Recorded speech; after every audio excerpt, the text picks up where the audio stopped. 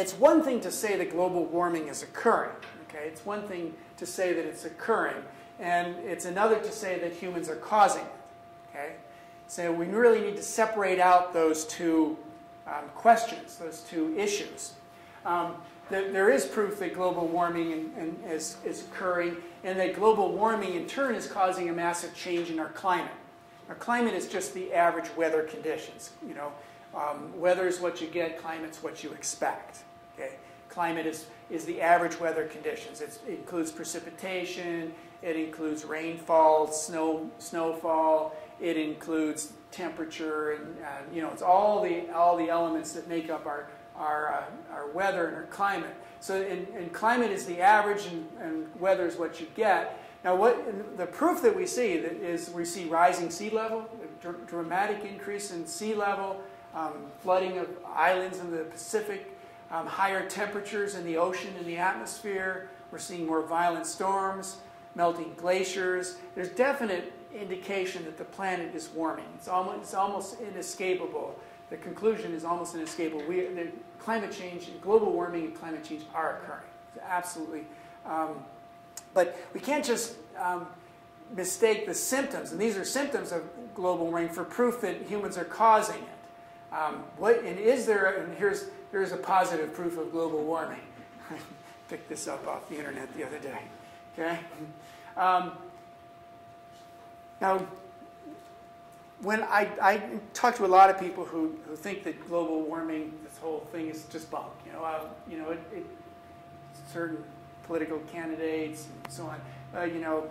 It could be natural. It could be caused by natural. Let's put some facts on the table. We've known for over 120 years that CO2 is a greenhouse gas. We've known it for a long, long time, since the 1880s. We've known that it's a greenhouse gas. What that means is it traps heat that's escaping from the Earth. It basically reflects it back to the Earth, keeping the atmosphere warmer. Without CO2, we'd be about 50 degrees Fahrenheit cooler. The Earth would be almost uninhabitable. Well, it would be uninhabitable.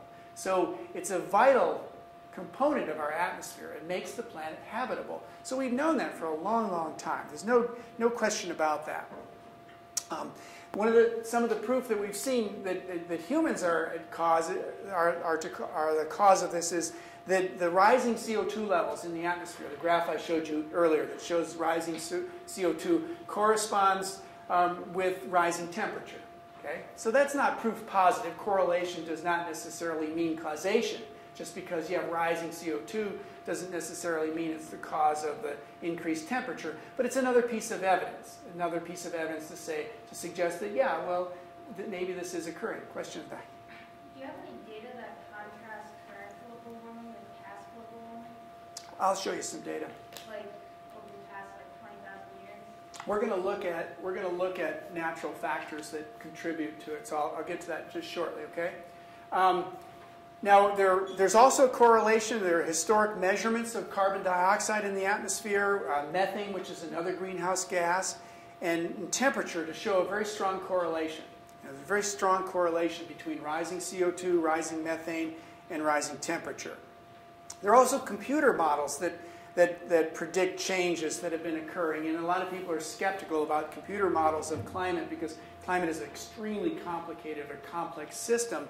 But the models have become extremely sophisticated, and they've done some really interesting work with the models, and to show that, and they very clearly show that the rise in CO2 caused by human activities is responsible for the warming that we're seeing.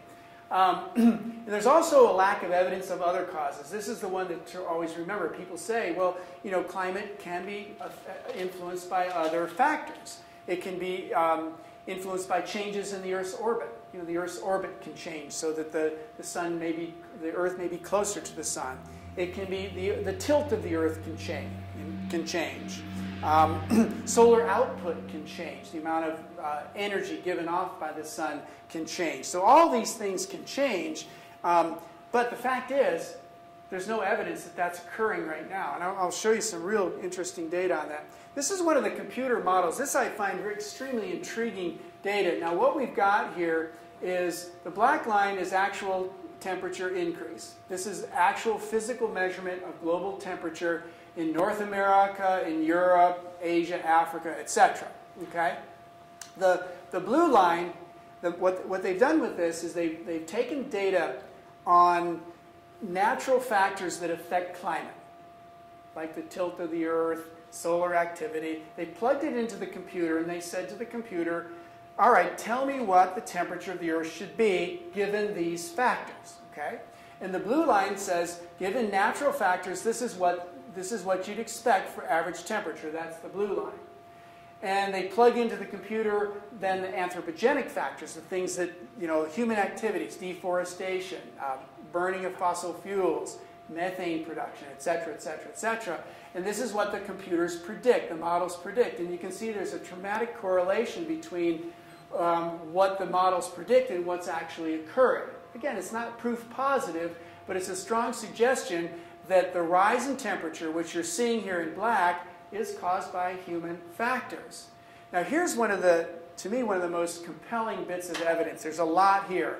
This is a graph that came out of the Intergovernment Panel for Climate Change. It's a group of government scientists, government bureaucrats, and so on that have been tracking climate change for a long time.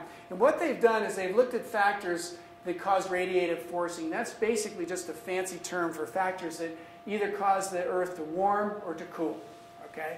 And they measure it in watts per square meter. It's just a measure of energy per square meter of Earth's surface. Okay? Very simple. Just watts per square meter.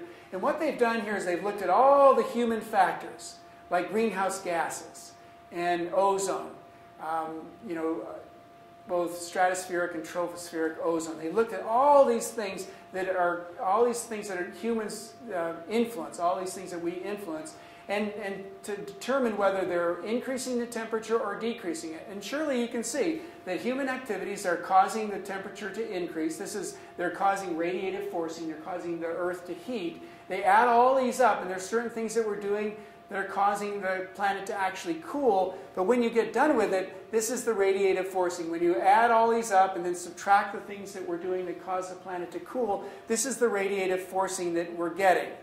And if they look at all the natural factors that could cause global climate change, you can see definitely there are natural factors contributing to climate change, but they're minuscule compared to what we're doing.